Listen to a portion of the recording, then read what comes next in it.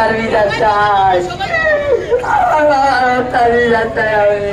এই ছিনতাইকারী, এই দুষ্কৃতিকারী, এই বাহিনীকে কোনোভাবেই বরদাস্ত করবে না।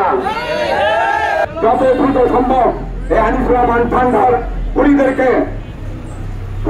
গ্রেপ্তার করে দৃষ্টান্তমূলক শাস্তির ব্যবস্থা করবেন।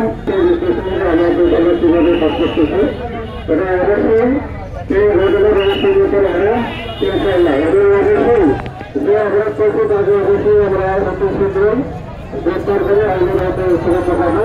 আপনারা